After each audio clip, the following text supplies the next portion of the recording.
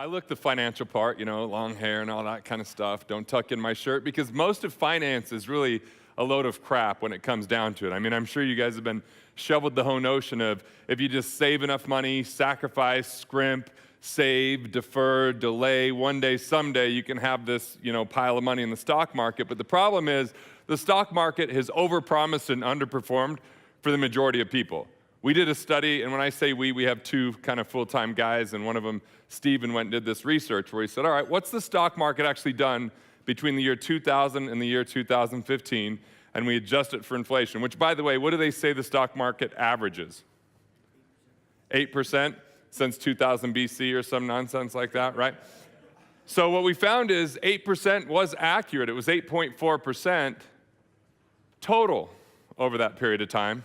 So that isn't really going to get people too far ahead. And the matter of fact is that you have a business that should far exceed and outperform any of that. And a business is something that you understand, that you relate to, yet at the same time, you're supposed to take money from that business and set it into investments that are highly speculative, that are hard to understand when they're going to pay off, how they're going to work, why they would earn a rate of return, how you're going to benefit from them, yet that's what people are sold all day long. Now, the other thing that we're sold, and I'm sure you've heard it, is to live within your means, right? Everyone's hard to live within your means? When I submitted that for the title, Yannick denied it. He said that no one would show up, right? Because that's a pretty painful notion, live within your means. What do you think about doing with that?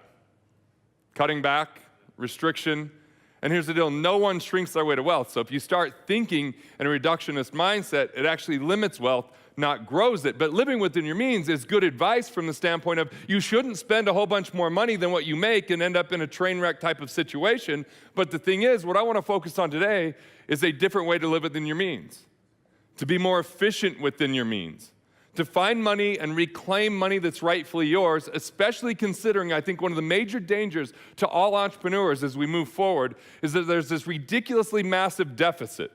And we can watch the news and get all depressed about that because, it is kind of frustrating, or we could do something different, which is take some action where you can be really proactive around your taxes, and when they inevitably increase taxes, which, by the way, anyone think they're lowering taxes in the near future by a show of hands, right? So, and right now we're at a historical low, by the way. Since the tax code came out in 1913, what do you think the average top rate has been? 67%. It's at 40% right now. So there's a lot of people that are deferring taxes into a future where they're going to just get hit with major taxes. So I'd rather save you things than just have you delay things. So this will probably be different advice than a lot of your accountants have given you up until this point.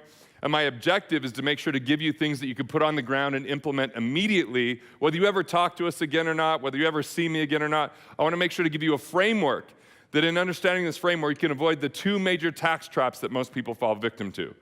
And these tax traps absolutely are going to confiscate your wealth over time. But then I'm going to give you the three-part framework of how you could save a massive amount of taxes. And had lunch today with Ryan Lebesk. He's in the program, so I was telling him about some things he could do to cut some of his taxes in half. And I was talking to, Pete Vargas was at that table. We're talking about taxes. I mean, I know that's not an exciting topic for a lot of people, but I think keeping a bunch of money, and if I could simplify the tax thing for you, because there's 77,000 supporting pages and documents around the tax code, and that's why 93% of entrepreneurs overpay on their taxes.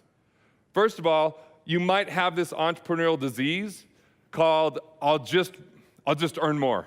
Anyone ever thought that? I'll just earn my way out of that, right? And that's kind of like that proverbial treadmill. You get on and you run faster, you run harder. But if you have a whole bunch of leaks and you're disorganized in your finances, more money, as the poet laureate Biggie Smalls said, more problems, right? More money, more problems. So I want to make sure that if there's more money, there's more that you keep. And the more that you make, there's an exponential amount that you get to keep. So that's why we're going to emphasize and focus a little bit on the second way to live within your means, which is to be efficient within your means.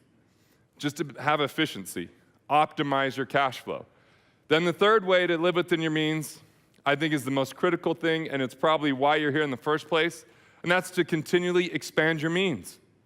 Play a value creation game where you can impact people at a deeper way, or that you can impact more people, therefore making more money, because dollars follow value. So the more value you can offer in the world, the more money you're going to make.